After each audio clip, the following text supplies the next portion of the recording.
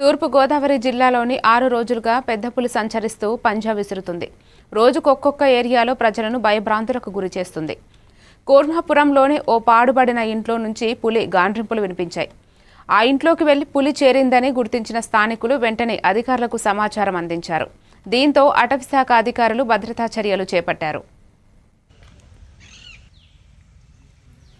రోజు నుంచి మన పెద్ద పులి రాజమండ్రి చుట్టుపక్కల గ్రామాల్లో చేరుతుంది.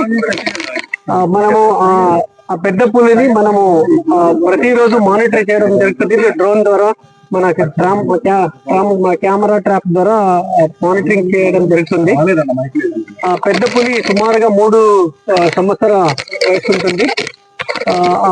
ఒక పోయిన 12 రోజుల నుంచి మన ఏలూరు జిల్లా మన రాష్ట్ర మిత్రులకి గ్రామస్తులకి విజ్ఞప్తి ఏమంటే మనం డిస్టర్బ్ చేయకుండా ఉంటే అతి త్వరగా దీన్ని క్యాప్చర్ చేసి సురక్షితంగా మనము రిలోకేట్ చేయడానికి అన్ని ఏర్పాటు చేశాము.